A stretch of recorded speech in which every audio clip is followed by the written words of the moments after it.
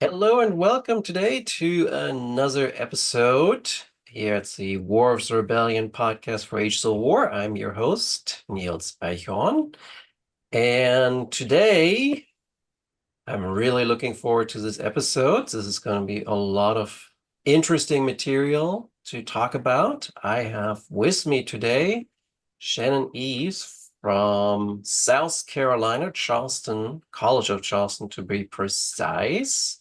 She's a graduate of the University of North Carolina at Chapel Hill. And her new book came also out from the University of North Carolina Press, which is quite a coincidence, right? Her book is entitled Sexual Violence and American Slavery: The Making of a Rape Culture in the Antebellum South. Came out in April of 2024. And it's quite a book. It is quite a book to read, quite some interesting stories in there. But I want to start and ask you, Shannon, how did you come to write a book about this? What kind of drew you to this subject matter? Well, first off, I want to start out by thanking you for having me, and I'm really looking forward to having this conversation with you today. There I've been asked this question before, and I realized that there's actually a few things that brought me to this book, and many of which are quite personal. The on the most personal level, I grew up, hearing the origin story. You talked about the origin of the book, and so I think Mhm. about the origin story of my family. And I grew up hearing the origin story of my family, being that there was a formerly enslaved woman named Sarah Hutto, who in South Carolina um, ended up having two children in the 1870s by a man named Montgomery Eves. And these, and her son, she had a son, her first child was a son named Joseph Cyrus Eves. And Joseph Cyrus Eves was my father's grandfather. And so I tell this story even in my class to my students, and they're like, your dad's grandfather was, because there's not that many generations removed, but Mhm. this is because my Joseph Cyrus Eves had a son named Lemuel Eves, um, who was born in 1894, and he had my father when he was 60. So, Right. that's why there's Yeah. not that many. So this is not a very far removed history, Right. Yeah. um, It's from very me. personal. Yeah. Yeah, very personal. And so, she at the time in the 1870s, she worked as their housekeeper but had been previously enslaved by this family and continued to labor for them as a housekeeper in the immediate aftermath of the Civil War. And had these two children of mixed race. And so, yeah, knowing that this was my great grandfather, who then had my grandfather, who had my father, I was always interested about this dynamic, about interracial sex, and specifically within the context of enslavement. Mhm. And going to college and reading more about slavery than I had ever done in my K through 12 education. And that's when I began reading Frederick Douglass and reading people like Harriet Jacobs, Incidents in the Mhm. Life of a Slave Girl. I gained an even greater understanding of how prevalent the sexual exploitation of enslaved women, was. And so, that's, you know, those those testimonies as well as my family's own history are really what led me to want to explore this topic. And, I realized that I had really only scratched the surface, with even that understanding. And so, with time and as I read more and more testimony, and it led me to to to understand that this is not the sexual exploitation of enslaved women is not just a a history that or even a circumstance that had an impact on enslaved women, that enslaved men had an experience that Mm, mattered and that was important, that there were implications for slaveholders as well. And this is what, made me begin to think about violence as like a tool of power, mm, and how it shapes how people interact with one another. It shapes how they understand and position themselves in relationship to other people. And all of those things are the makings of culture, mhm. people's expectations of one another, how we are supposed to move and navigate. And so, this is how I, you know, went from just having an understanding of enslaved women's vulnerabilities, but understanding that this is really about a larger Mhm. cultural power structure that had an impact on everybody who lived within this space. Yeah, no, it's fascinating when you think of like, I mean, the sort of unsaid parts in your book, right? The parts that you kind of leave to the reader to kind of make the connections themselves of like what then happens in like the Jim Crow era or even in modern times, right? It's very fascinating to kind of think in sort of that like extrapolate from your book onwards, and that was something that I found extremely fascinating about it as well, because it's sort of like where do all these things like in the late, right, in like late 19th century of like, ooh, we have like all these lynchings of black men because they looked the wrong way at a white woman, but then the other way around, a white mob attacks a black woman and nothing happens, right? And it's like it's that cultures that you kind of breed in during enslavement, and then it becomes a cultural norm in the South. And Mhm. again, it's fascinating that again some of the unsaid parts that I found really intriguing about your book. Now, I really want to first tackle a little bit the kind of challenge with regard to sources, because you already mentioned Jacobs and Douglas, but we're all obviously looking here at people that are intentionally silenced, right, with the enslaved population. And but how do you get to their voices? How do you bring out stories that even today people don't want to often talk about because they're so traumatic to them? How do we get to those stories? It's such a good question, and it's a question that, I definitely utilized various, methodologies and strategies to be able to, Mhm, tell the stories that I do tell.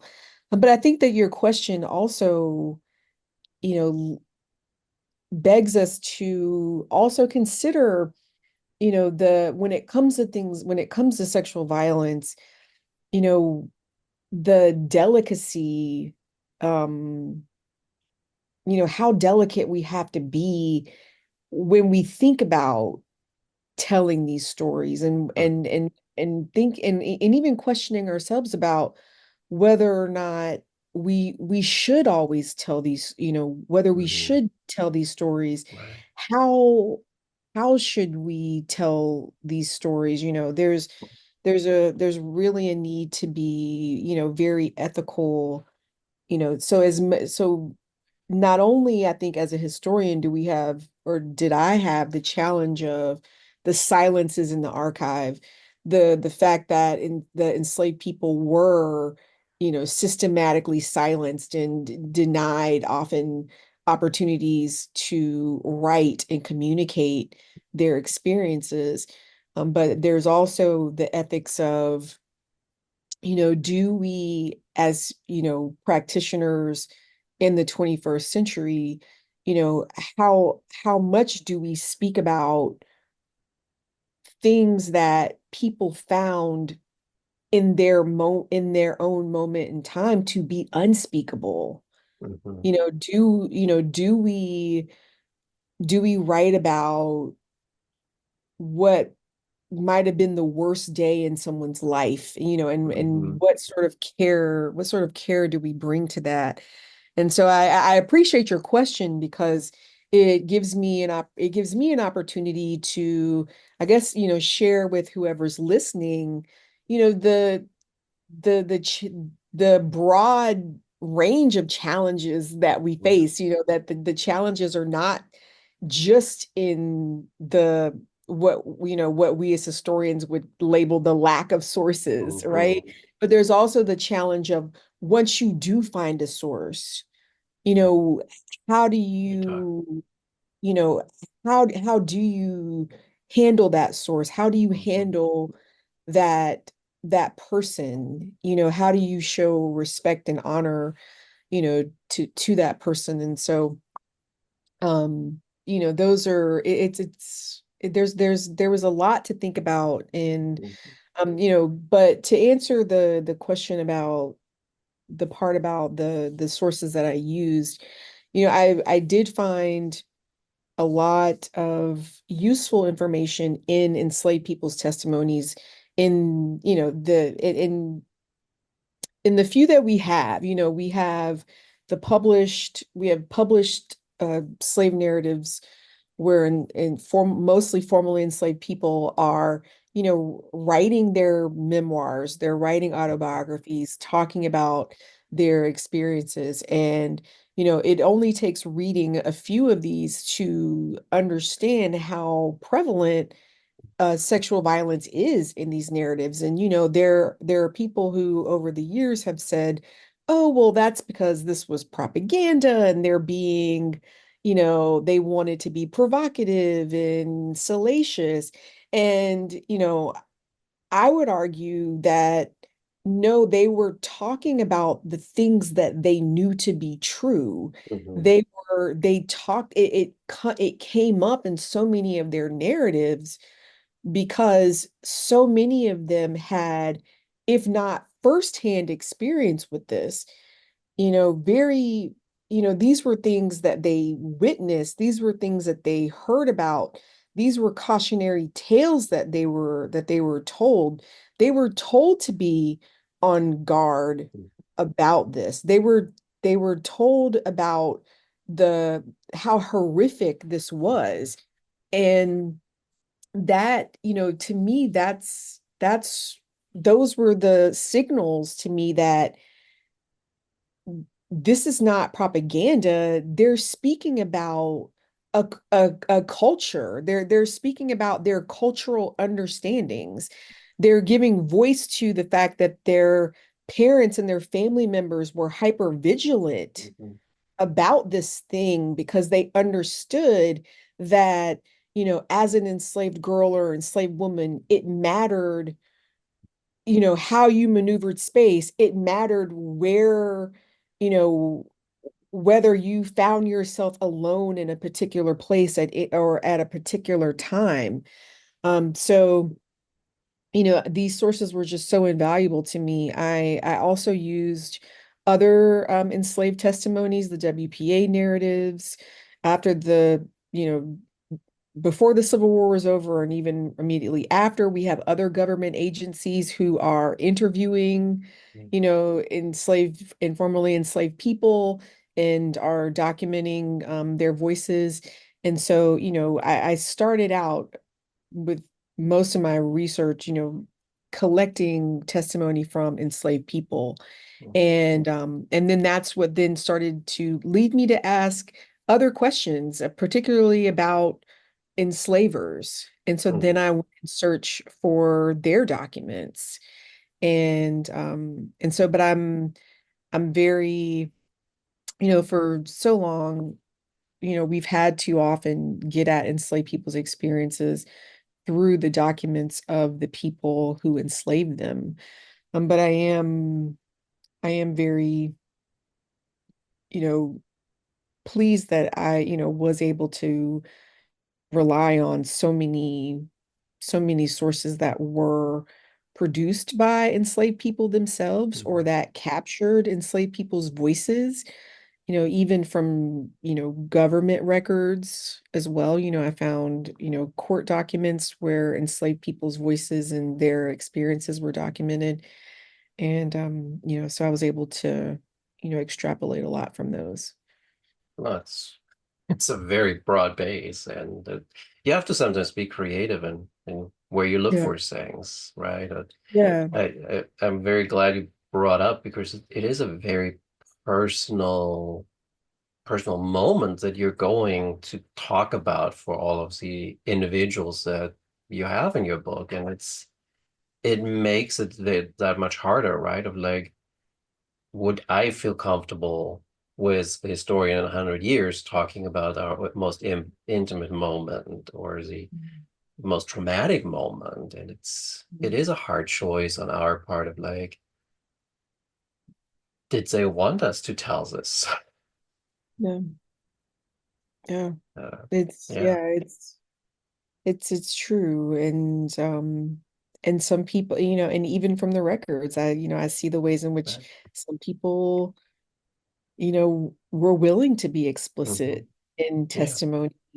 And there's people who talk about it more subtly, Hmm. so I mean that's where we are clued into the fact that everyone is individual, and they all and everybody handled, trauma and responded to it differently. And so yeah, there are so many questions, and that we as historians, have to ask ourselves, about the people that we write about. And you mentioned earlier about silences, and I think that doing any sort of work on slavery, you have to you're forced to think about the Hmm. silences and sometimes speculate and offer, what might this person have thought in response to this particular action or this particular thing that,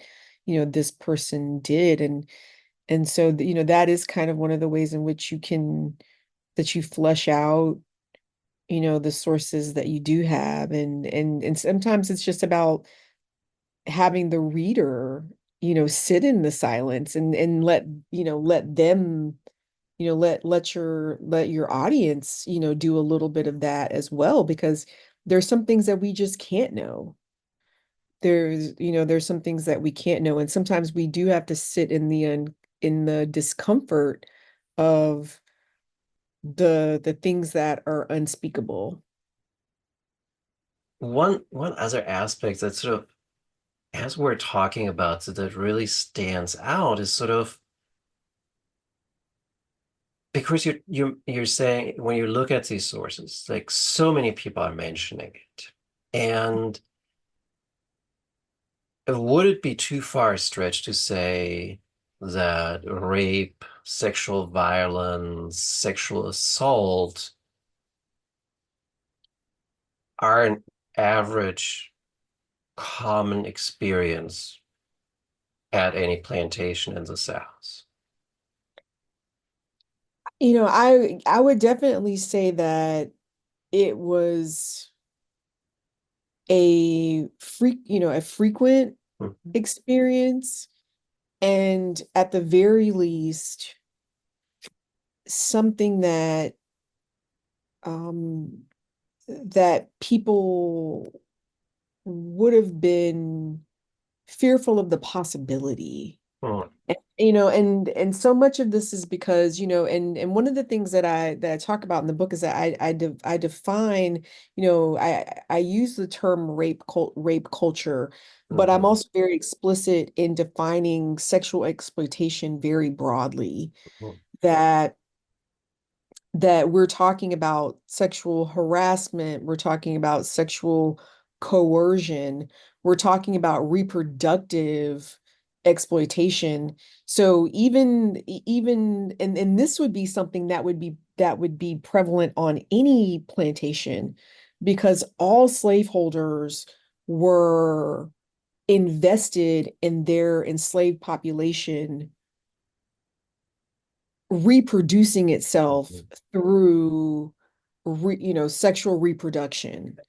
I mean, when we if we think about the the economics of slavery, and we think about like capitalism and slavery, like this is a part, this you have production, right? Like producing your enslaved labor force is baked into the plantation system. And so in that regard, you all enslaved people were mandated to couple and to have sexual relations. And if you were resistant to that, then, you would be forced to do that. And there's lots of testimony of enslaved people, being, given the opportunity to, select, their partners, but they were still selecting partners under this mandate. Mhm. And their partner could be sold at any time, and then they would be mandated to find someone new. If Mhm. a partnership proved to not be fruitful and Right. didn't result in, a pregnancy, and, you know, slave owners were motivated to force people to couple with other people. So when we think about sexual assault, I mean, that's in and of itself like it's sexual assault in and of itself, to force people to have sexual relations with one another, Mhm. in with the expectation that, they would produce children. And so, just that alone was a part of all enslaved people's Mhm. experience.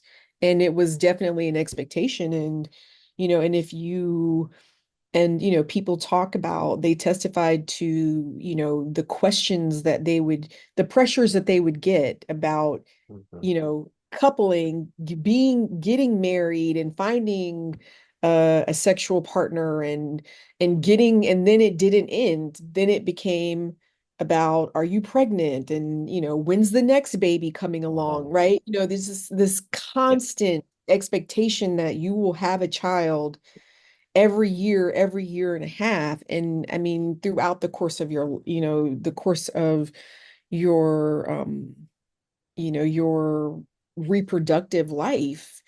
And so, yeah, those stressors were a part. I would say that I think it's fair to say that that was a universal, experience. And, even if you had a slave owner, or if your slave owner, had sons who, didn't necessarily, you know, make the choice to, go to the slave cabins at night. There were so many other ways in which you could be vulnerable. Maybe it Mhm. was an overseer. Maybe it's slave patrollers who were doing their rounds at night. All of these people who the system of slavery gave power to, Mhm. all of these people, took advantage of that power, and many of them had the opportunity to tap into uh, to sexual violence as a form of Mhm. power over enslaved people. And so, yeah, again, even if you weren't born on a plantation where your owner has a reputation of behaving in this way, you have no idea if the new overseer that they hire because the last one died or quit, you don't know what that energy and that in the behavior, in the propensities that that person is going to bring. You don't know who the patrollers who are riding down the roads on their horses, you don't know what decisions they're going to make. And so I would say in that regard, everybody had an understanding that they could be vulnerable Mhm. if you were sent in town on an errand. So maybe your plantation is a place where you don't necessarily feel that, but you're entering into a new space where you don't know if you're going to be harassed or coerced or dragged into an alley. There's um so this is the culture part about it. This is the rape culture part about it, right? That you're vulnerable in different ways, Mhm. and in by at the hands of different people across different spaces. Well, I think that like as you were talking, part I was all of a sudden going back to like Southern culture today still, right? Of like you have a 25-year-old unmarried woman in the South. People are like, why aren't you married yet? Why haven't you kids yet? Or you finally get married and it's like, oh, when is the first kid coming due, right? And like it just like just shut up. None of your business, people. But it is sort of like that weird expectation that still is with us, right? Of like you, you gotta reproduce. Yeah, and it's a different type of culture, but Yeah. what you're getting at are the elements that make up a culture, Hmm. right? And so I think it's, that sort of culture, is definitely more gendered, right? Like, Hmm. the um the expectations that, like, oftentimes, women still find themselves, you know, under that, even if they choose to become professional, right? There's Yeah. still this expectation that they'll become a mother, and like, Hmm. and then what does that mean if you choose not to? And and what sort of societal forces are going Hmm. to judge your choices, and how, if you do decide to be a professional and a mother, what are the implications of that on your job, right? Yeah. These are um you know different culture, but still, Yeah. still a cultural, a set of cultural expectations, Hmm. and that have an impact, and create heaviness and a burden, and can shape people's lives, and sometimes cause them to make decisions that maybe they would not have otherwise made, to evade, Hmm. those sorts of questions, or to meet people's expectations, or to avoid consequences Hmm. of not meeting those expectations. And so, yeah, I mean, culture is it's Yeah. it Very it's brutal yeah, it's in very, that. yeah, I mean, yeah, cultural expectations are there there's so many of them. Hmm. And they're Yeah. and but at the root, they have power. Hmm. Yeah. Yeah. Exactly. And it that actually is exactly where I wanted to go to questions of power, right? Because you do have an interesting section on sort of the notion of um, being a concubinage that you're talking about. But we're also talking about the plantation where the female slave is property, right? Mm. So it's like within that power dynamic, do you really, you don't really have the ability to say no to these advances without suffering potentially dramatic consequences. So there isn't really like anything consensual in this. Yeah, it's these questions of, consent versus coercion. These are, historiographically, these are things that, historians have been chewing on, for so long. But I think, for me, where what I thought it was really important for me to consider is to number one, absolutely first foreground the power dynamic that existed between any slaveholder Mhm. and an enslaved person.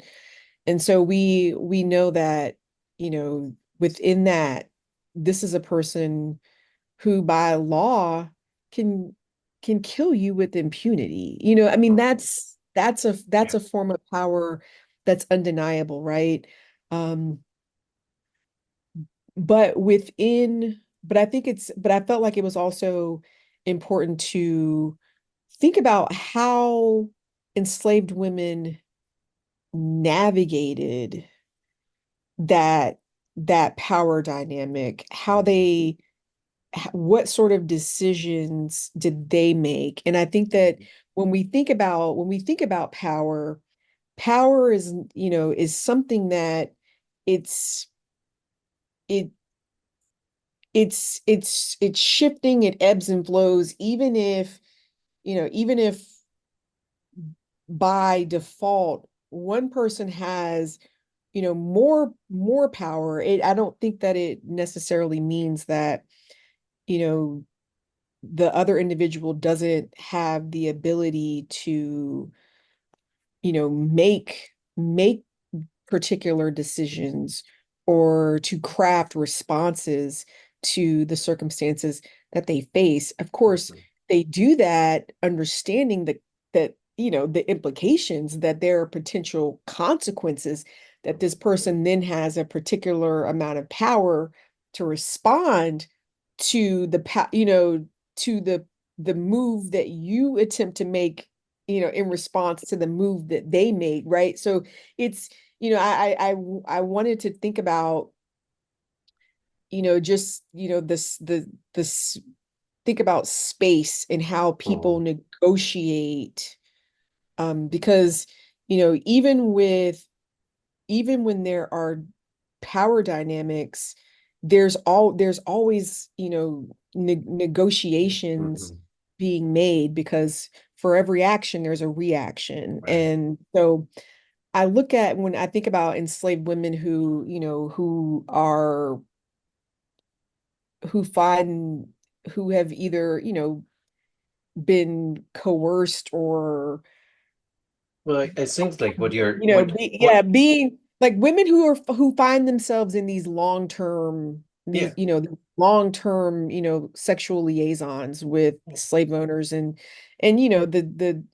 the way in which those long-term liaisons looked, they looked very different for different women. Some women found themselves, you know, being being housekeepers and essentially, being Mhm. charged with managing an entire household Mhm. and sharing a bed every night with the man who owns them, and being in a household where they have multiple children, and so it looked very different. Mhm. But I think for me what was really interesting is to think about what these enslaved women did, and what decisions did they make? What decisions did they think that they can make? What sort of leverage did they think they could wield? What sort of leverage did they think they could have in those circumstances? And what I find is that, there are women are not who who aren't who do take as much advantage as they can Mhm. of the creases in the power dynamic that's there in this. They take advantage of the space sometimes Mhm. that these sexual relationships afford them. But I also find that, you know there's times where their efforts, aren't successful, and they try new things, and they try different things. I think that just speaks to the human condition, that people, when they are trapped or captured, oppressed, they're always going to find a way to try to improve to try to better their Mhm. circumstance, to try to make things better for their children, to try to make things better for their family. And it doesn't, it doesn't mean though that, they weren't faced with something, really terrible. I think that there's often been this impulse to try to talk about the privileges of concubinage and and there were enslaved people who understood and even defined certain things as privileges, talking about how sometimes these women wore better clothes, sometimes they had access to food, they had access to their own cabins. But I think that there's space to think about how having your own cabin might seem like a privilege, but having your own cabin also means that there's an absence of witnesses Mhm. when, that having your own cabin also creates unlimited access, without any You're more witnesses for vulnerable. this land. It makes, yeah, there's a Yeah. vulnerability also in having your own cabin because you haven't been giving your own cabin just out of benevolence, Yes. right?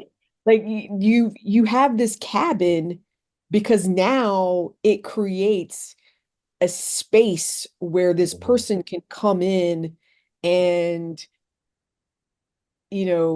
assault you or, Mhm. or have sexual relations with you whenever they want without any sort of impediment. And so, yeah, it's tricky. It's tricky when Mhm. we think about I mean, because I think what's important I think what I call, sexual servitude, what I think it brings to light is that two things can be true. That someone might have better food or they might have better clothes, but they might also have different vulnerabilities. Mhm. They might also um face a different their own different set of Mhm. challenges. But one of the things that I write about are the measures, the things that some of these women, the things that they do try to do in light of to improve their situation. Mhm.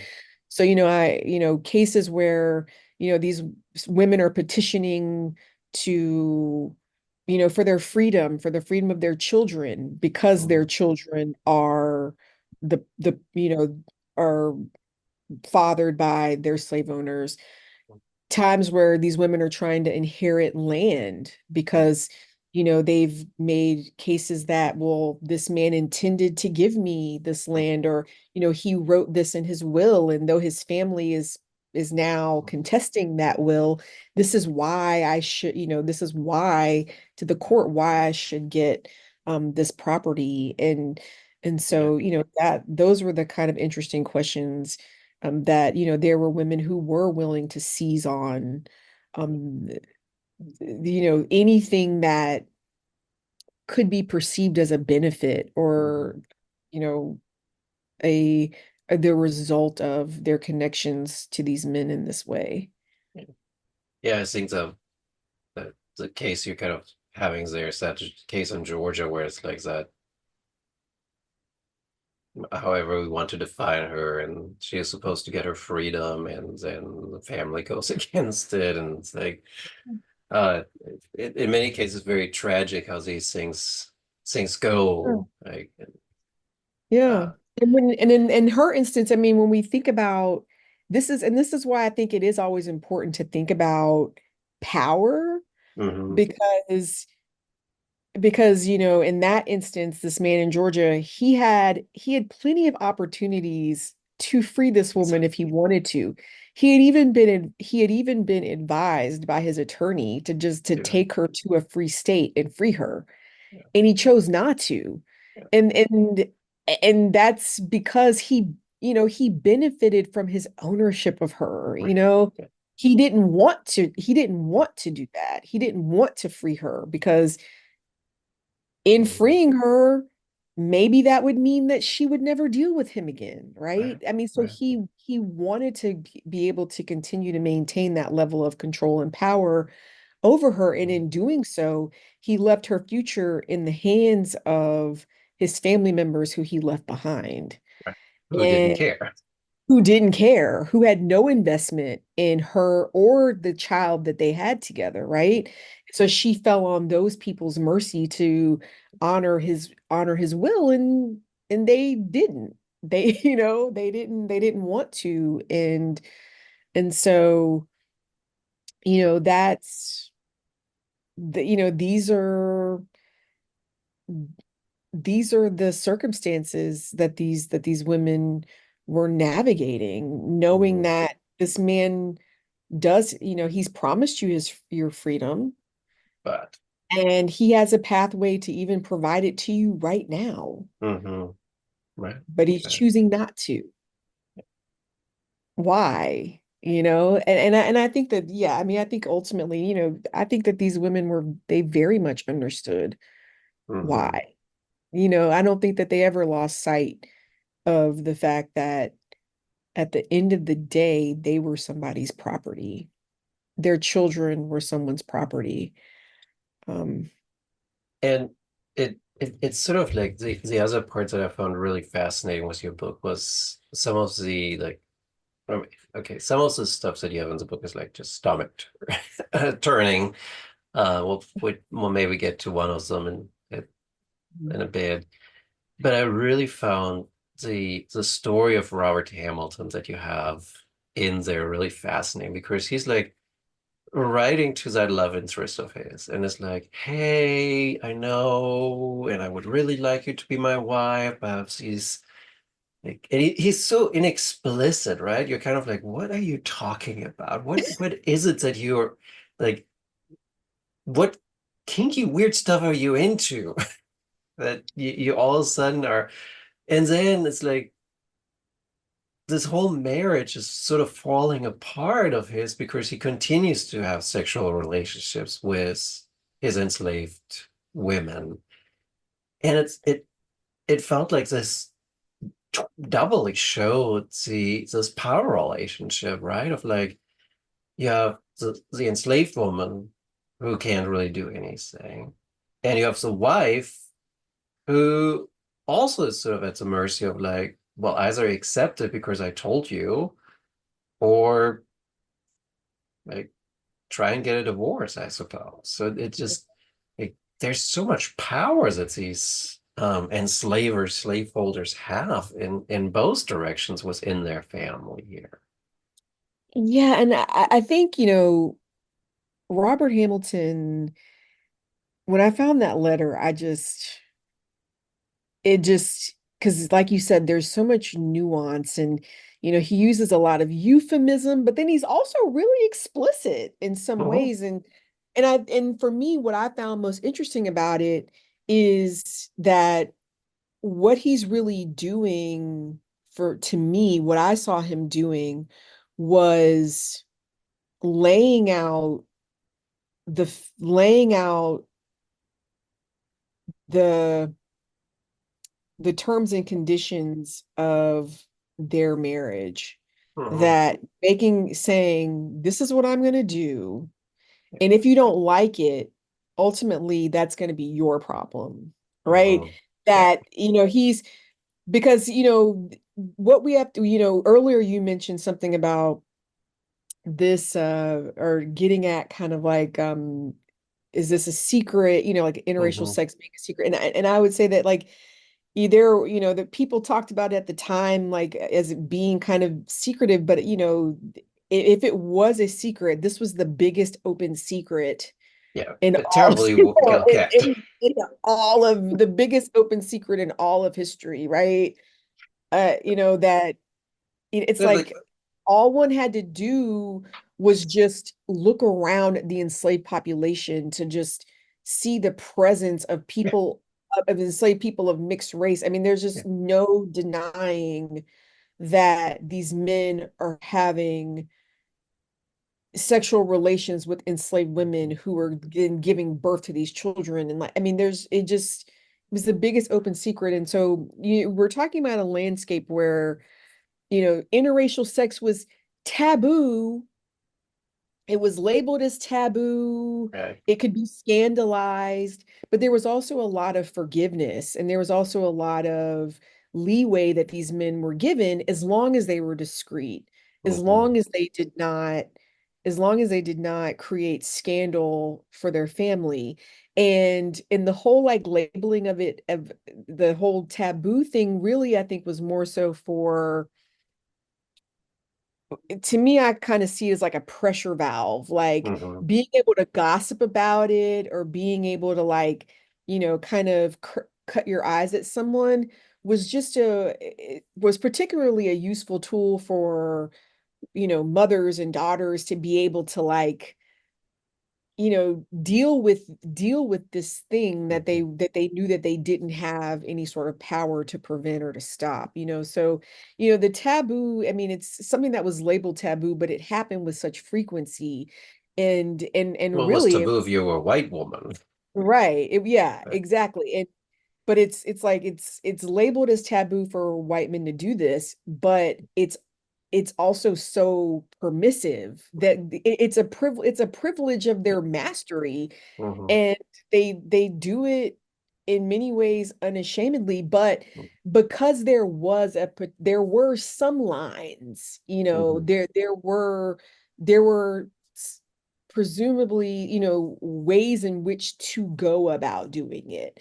So there were ways in which you could go beyond the pale if, Hmm. again, if you brought scandal to your family in any sort of way, if it became like, an issue and it ruined your reputation, like that's where the line was drawn, right? And so what what he's saying, what his letter really reveals to me is that what he's saying is, okay, if any of those things happen, then if I do cross the line, or if I do, or if you find yourself not being able to deal with it, at the end of the day, that's going to be, it's not my fault. It's about absolution. And so one of the arguments that I'm making in that chapter about, about these men is that they they have an expectation that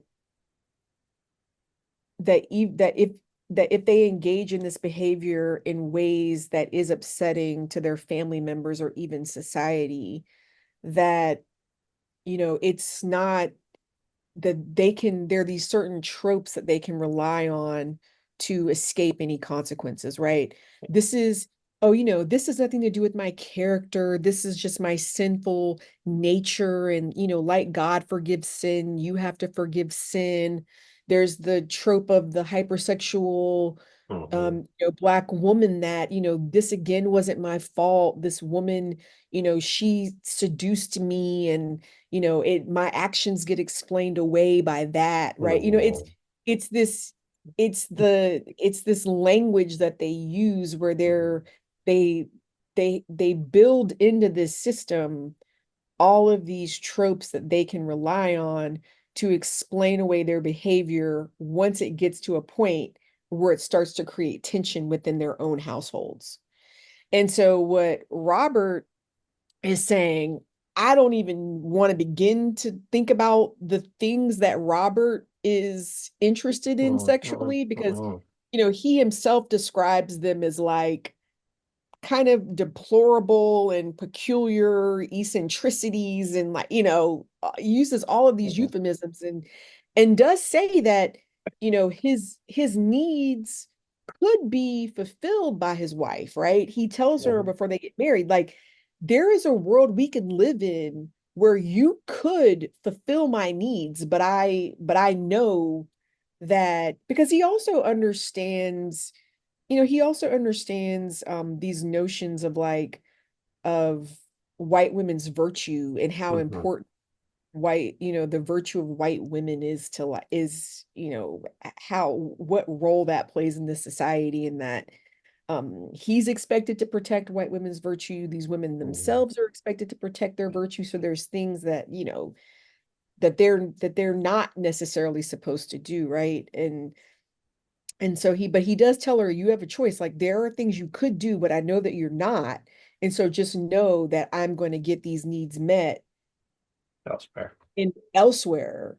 And and Mm. who is the, for him, the perfect outlet for these things? It's enslaved women who he Mhm. knows that he can wield unlimited control over. He can force them to do, his peculiar Mm. eccentricities, as he calls them. And but I think what's really interesting, though, is the message that he tells his wife, that um your choices are to either do these things for me yourself, or turn a blind eye, and either way, I'm to bear no responsibility. And so this is how this is how these, for me, this is, this is the cultural landscape Mm.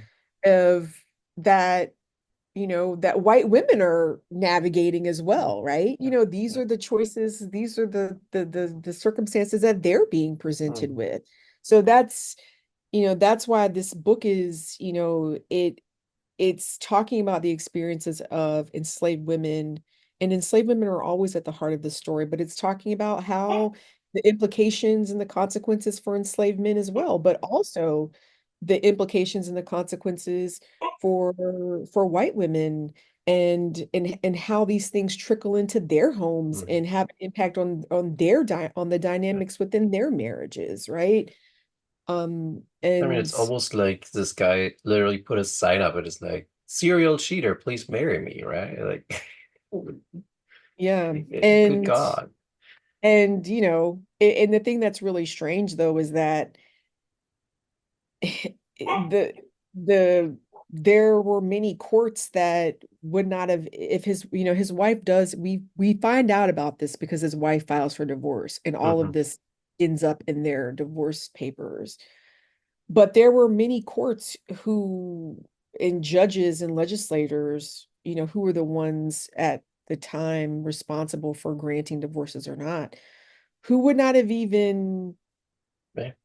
categorized or characterized, I should say, a man's sexual relations with enslaved women like as infidelity. Hmm. Like, that would not have, or grounds for divorce Hmm. even. You know, White men were more often granted divorces for interracial sex, or charges of interracial sex against their wives, than the other way around. And Hmm. most of the time, those men were successful because their wives gave birth to, Right. a child of mixed race. And so they could point to that as evidence. And, but, you know, it was really hard for these women to get the courts to Right. take to take charges of sex with enslaved women as a Hmm. legitimate reason, to get a divorce. But I think that, I think, she's using this letter, obviously, as a very powerful testimony of, I guess, what she sees to be the depths of his um of his character Okay. flaws, that that she sees, Hmm. that she's trying to make the case. Deprivation was my word choice there, almost, Yeah. yeah. Which actually, I kind of hate to stay on the same chapter because this wow, that was just a crazy chapter, chapter four of yours. Because after Hamilton, you have James Henry Hammond's story, and the parts there was sort of like, where's there no boundaries, right? Because you have the story of Hammond like having sexual relationship with the slave of his wife, right? That was Sally. And then he continues on with Sally's daughter, who's 12. which is like I I get it that at this time women were married off very early sometimes, but 12 seems like that's still a kid. Yeah, I mean, and I think there's ways in, this is a society where, women could be married as, as early as like 14 or 15. But I think that, yeah, even with their sensibilities, 12 would still very much be seen as a child, Yeah. um, and, Hammond's story is such an interesting one because, I think it's fair to say that this man, he was depraved in so many ways, Hmm. and yet his story speaks to the society at large because Hmm. though, for example, he molests, sexually, is sexually inappropriate at the very least, it's fair to say, with four of his nieces. And so, these are young white women in a Hmm. society, Yeah. they were the children of Wade Hampton. This is one of the wealthiest Right. families, not only in South Carolina, but In the in the country. entire South. Yeah. These are women who would have been considered to be some of the most eligible, Hmm. marriage age, girls and women of their time. And because the fact that his molestation of them gets out, they never get married. I mean, they're essentially Mm. ruined by him. Yeah. They're in this society where women are expected to be chaste, until marriage. I mean, their lives are ruined as a result of him.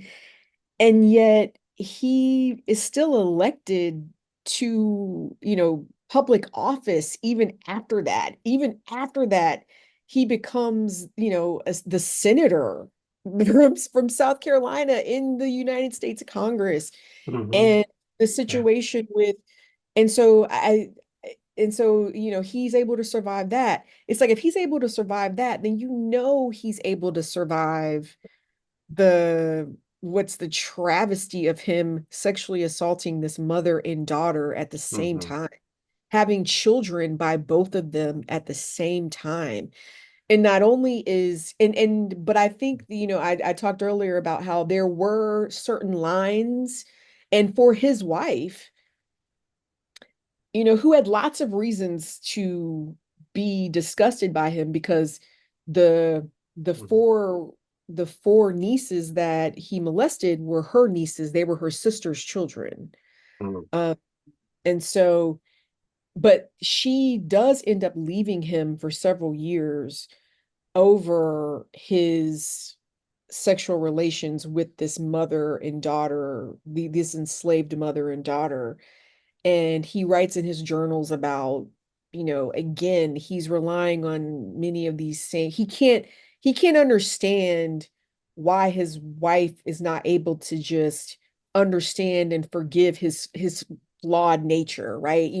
He's not willing to take responsibility for any of this, and he places the burden on her, really, to forgive him, to absolve him. And I think their story is really interesting because, you know, most women are not leaving, when they learn these things. She was a woman of privilege who came from a very wealthy slave owning family herself. So, she had another plantation to, escape to, and to try to force his hand to make a different decision. But, Hmm. his journals that he kept, and he kept very detailed journals. He's very explicit that she does leave him because she finds out that he's and has given him an Hmm. ultimatum to stop having sexual relations with this child, essentially. Yeah. And but he doesn't. And in addition to the fact that he doesn't, his son also at some point in time ends up engaging in sexual relations with this mother and daughter as well. So, this is behavior that's taught, Mhm. it's learned, and he writes his son a letter saying that, Sally and her daughter have children, and he has to throw in there a line of deniable plausibility. He's like, well, they're likely neither of our children, but at the same time, there's also a possibility that they are, and so, he's like, and they need to be provided for, and so, Mhm. and so he does, Right. he does tell his son that that in his death, I guess, that there should be some provisions Mhm. made for the children of these two women because they have been fathered by them. And so, yeah, I mean, and the fact that even after all of that, and after the fact that, his reputation does take a hit. He does have to take a step away from politics. He had Mhm. previously been the governor of South Carolina. He, wants to be a senator now. And, Wade Hampton, who was his in-law, who was the father of these four girls, he does his best to, I mean, he wants to kill him actually, but he That would does, have been interesting. yeah, he does his best to ruffle up his Yeah. public reputation. And his wife leaves him, and Mhm. that's kind of being talked about, and that's creating scandal. But even after that, Yeah. he still ends up getting elected. And so, Mhm. I mean, again, it It's speaks to culture, right? the Yeah. Yeah. normalcy, Mhm. of this, the fact that even though people might scoff, might gossip, at the end of the day, this is not something that would prevent somebody from being elected to be one Right. of, Yeah. amongst the most powerful people Yeah. in the country. And I think that it speaks to the how explicitly sexual s- sexual power, how Mhm. explicitly, sexual power was recognized and utilized, that that sexual violence was understood to be a form of power that one could utilize in this society to be successful, to be wealthy, Mhm. to be powerful. And that was normalized. And and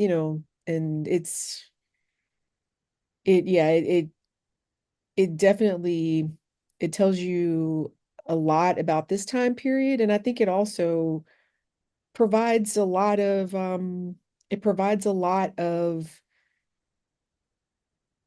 understanding of, even Yeah. the world we live in today. I mean, we it's we see instances of politicians and celebrities and musicians and media moguls, who we find out later that for decades, they sexually assaulted people and got away with it, right? Because in some ways they were utilizing their power to gain sexual access to those people, and to also silence them from utilizing their positions and the things that they had to silence the people from reporting those things. And so we still live in a society where you know that being committing sexual violence not only doesn't exclude someone from being in powerful positions, but that but that being sexually violent in some ways is how people secure their positions Mhm. of power in our society. Yeah, and that actually kind of want to draw slowly to the end here. Um, One of the things that kind of I want to see what your opinion is because you wrote a book about it.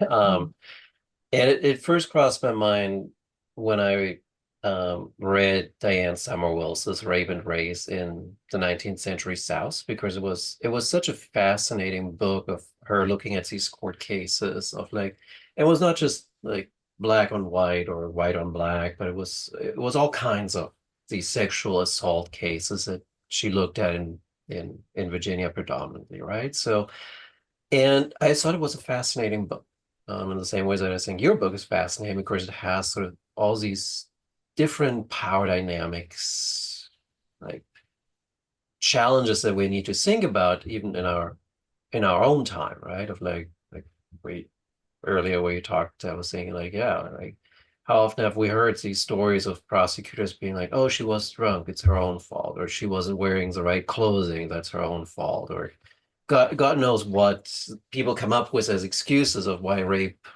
is the victim's fault, right? And one thing that I always like, as I said, I find it fascinating. I think it's a great topic, but I, I shied away from using it in class. mm, And the reason why was that the culture in the country is still so predominantly thinking in these like, oh, it's her fault terminologies that I wasn't sure if the students would be able to kind of move beyond that. mm. That they would maybe fall back on that trope and be like, well, why should I care? Uh, Yeah. so, well, I guess first question in that is, do you teach any of these materials in your class, and how do you communicate that to your students? How do you deal with this kind of complexity?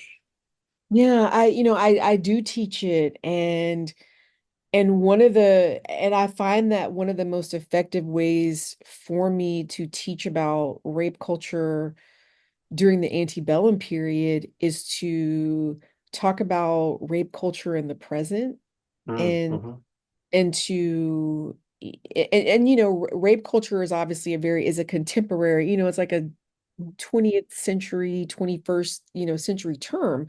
And I'm applying it to the past. People in the past weren't using that sort of terminology, but it's a framework mm-hmm, that so adequately describes to me at least what was happening during this time period. I make the arguments for my students that rape culture as we see it today is a continuation, mm-hmm, that and to understand that our country was established on the the yeah, sexual exploitation of Black women mm-hmm, at the very least. How fundamental the institution of slavery was to the founding of the economy, and how even our legal system, was crafted on the need to our laws about citizenship and were crafted as a result of needing to flesh out legally who's enslavable and who's not, you mm-hmm, know, and and so these, this, sexual power and racial power is just so fundamental to the founding of the nation. And so I find it more like really powerful to talk very explicitly about those things that you just said. But what I do is that, because the thing about any sort of culture is that different people experience that culture mm-hmm, differently by design, right? yeah, And so with so I ask students, I ask them questions and say, well, have you ever have you ever felt compelled to wear something or not wear something to a Mm, particular event because of how, mm, you know, you think it might be perceived, or mhm. have you ever thought about Yeah. the fact that if something happens to you as a result of walking home by yourself, Mhm. uh, that you'll be blamed for that, right?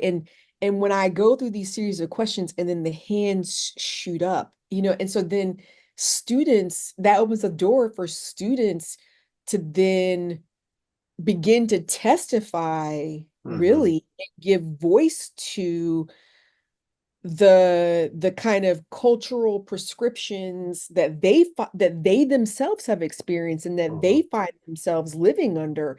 Right. And what often happens is that other students who might not have that particular experience, they tend to not deny the experiences of their other classmates, but they Mhm. tend to say things in class like, wow, I've never had to think about that.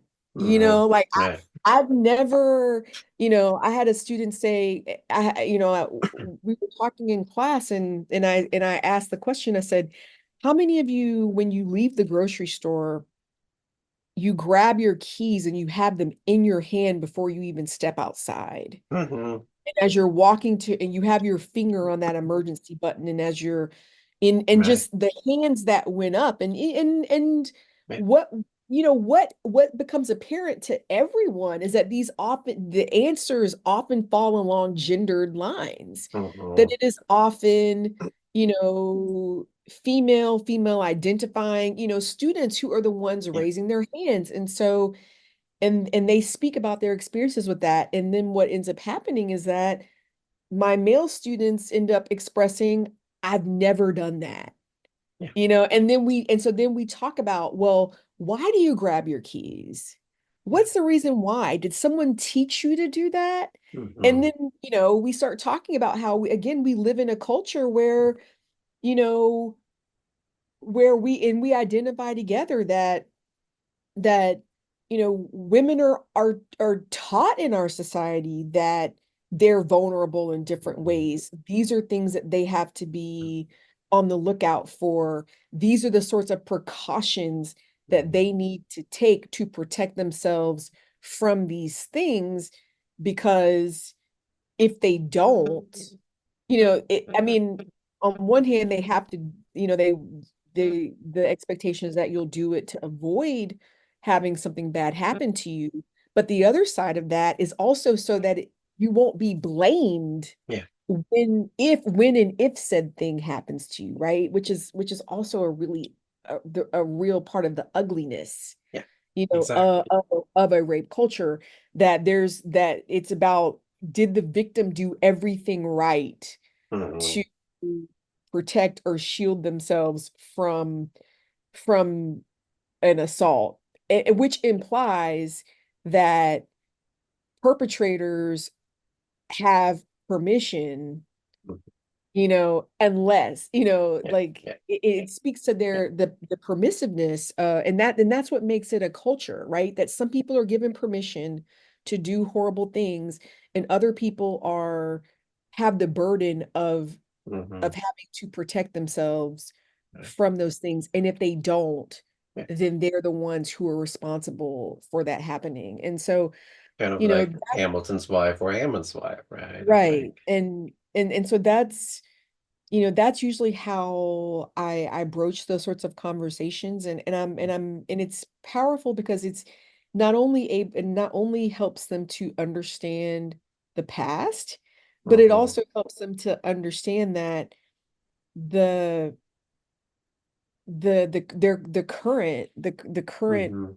you know the current culture in which they live in. Yeah. And I find it, so yeah, I find myself not shying away from it, I do take your point that, there is a way, there are definitely strategies on how to have these conversations. And so, but I can attest to the fact that it can be done, and it often is really eye-opening, and not Hmm. only allows students to understand the plight of people in the past, people who were completely different from them, people who had totally different circumstances, but it also, I think, I've seen it have the power to generate understanding and empathy for the present, and making them recognize the cultural prescriptions that we have today, and Hmm. how different people are experiencing the same street, the same party, Hmm. the same, That's the same hmm stroll from the grocery yeah, store to the car, completely completely different. yeah. And it's a really powerful teaching opportunity. No, that's like a great way. I hope people are still listening and use it. Now, as a final question, the one thing I really kind of was also curious about, because like again, this is like you're talking about the heart of the plantation enslavement culture in the South, that's the sexual violence that goes with it. And like I think it's 6 or 7 years ago by this point, there was this big news story of this enslaver family and the enslaved family coming together, kind of meeting at a plantation. I think it was in North Carolina. And it's Mhm. just like this moment where you're like, Wait a minute. Why is this a party? Why is this celebrated? Like, Mhm. obviously, there was sexual assault here that took place. Why are we like I get it. Sometimes reconciliation needs to happen, but this is it felt insane. Like Yeah. even years before your book, years before like we had some of these conversations about um like drawing more attention to enslaved people at plantations, but it just felt insane that the media was all of a sudden jumping on this as like, ooh, this is a good moment. This is reconciliation. And you're like, you're overlooking like every aspect of how plantations operated. Yeah. You know, I think, what that, I know the story that you're talking about. And there's been lots of instances, across the South of in of the descendants of enslavers, and the descendants of enslaved people coming together to, number one, I think the biggest thing is acknowledging their heritage, Mhm, sometimes even biological. mhm, These might be families that have the same last names, mhm, because many enslaved people were, if given a surname, were given the surname of their owner. And after the Civil War, many of them, took on the surnames of their former enslavers. So, these projects in reconciliation were sometimes in an effort to acknowledge that we come from the same space and the mhm, same place, and that we have this shared heritage and experience. And shared is a very, and I don't mean to say like shared as in like, obviously being descendant of an enslaved person, or being an enslaver and being enslaved is a totally different condition. mhm, But we when we think about land and we think about space, this was space that was shared, that was occupied by both of these different factions. And so I think that in those instances, I think that a lot of these families, they have different motivations for wanting to do this. And I think, one of them, as I've read many of these things, much of it is because there is talk of, having shared ancestors, Hmm. as Yeah. a result of interracial sex during Yeah. slavery, and like, kind of wanting there to be an acknowledgement of Hmm. that. Yeah. And I think that for some people, maybe that is a part of, like, that is a form of reconciliation. Hmm. Maybe even being able to reclaim is a part of like reconciliation or even reparation, however Yeah. you want to think about it. And so, I never, I like to, kind of reserve, judgment on, like why people do particular things, because, it might be serving a particular need, you know what I Hmm. mean? That, Right. and, does it address all needs? No. Does it right all wrongs? But like, if for them, it's accomplishing, something, then, you know, Yeah. I say, to each his own.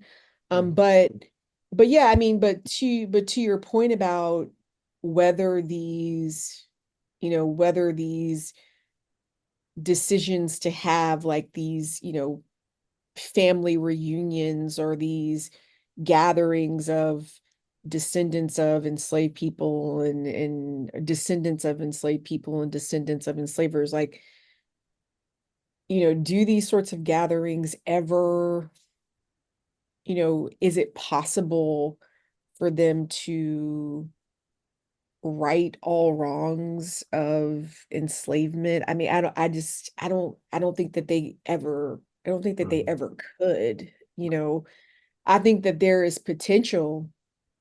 I think there is potential, to get to your point. I think that there's potential for these gatherings to result in in a deep dive Hmm.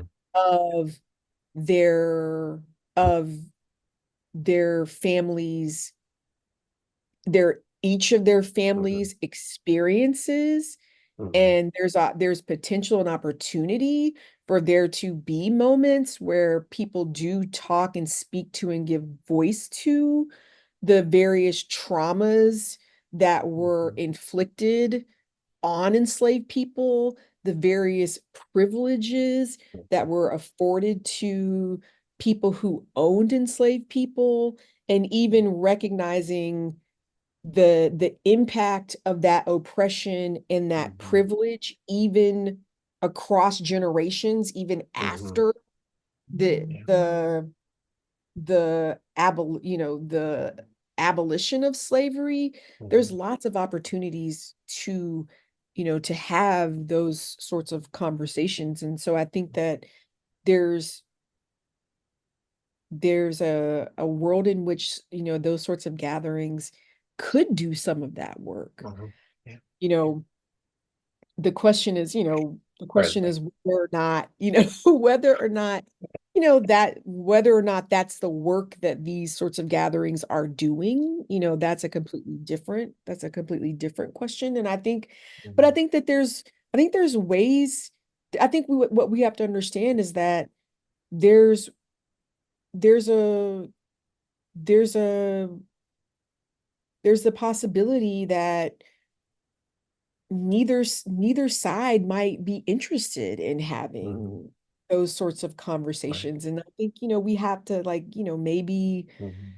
you know have space for that Yeah. and have understanding for that. There's, I hear it all, the, as a slavery scholar, I hear Yeah. from descendants of enslaved people, Hmm.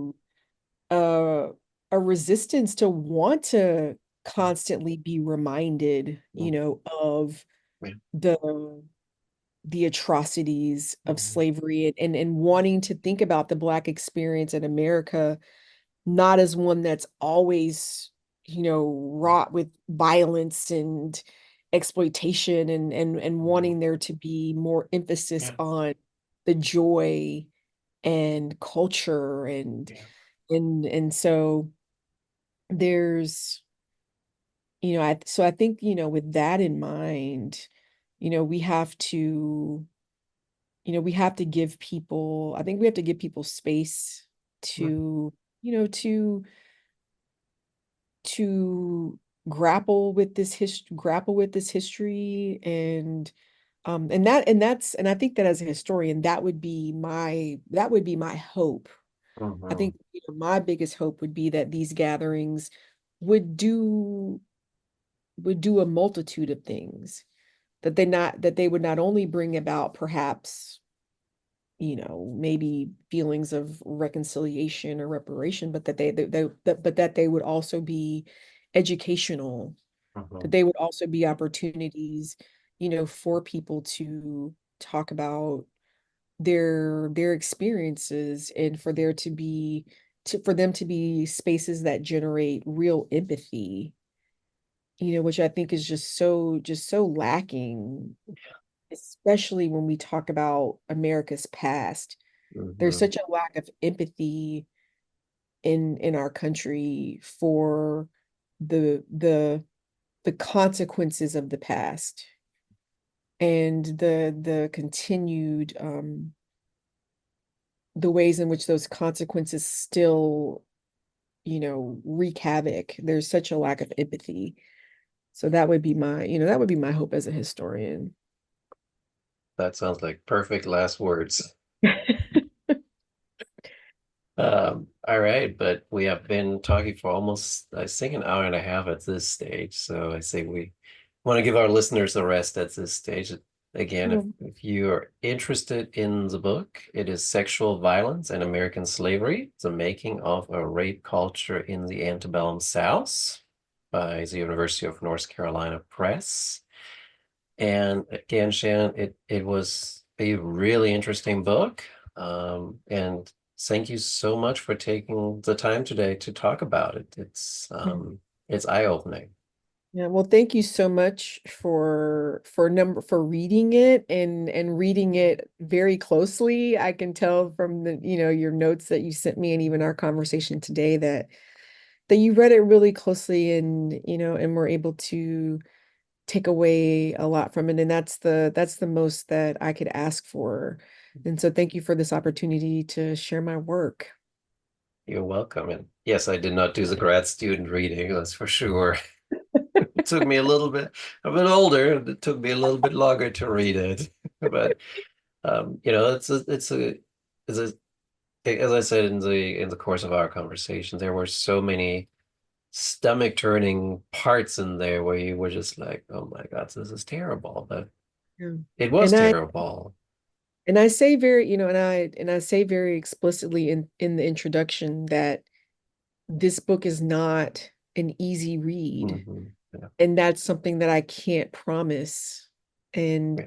but that it's a necessary, it's a necessary read, it's a necessary history to tell. And so, I do issue that, to Mhm. people, that I make no promises of comfortability. I make, no because this is not a comfortable history. It's not, but it is a true history, and it's a history that is still relevant today. And so, that would be my message, to anyone who is considering picking up the book.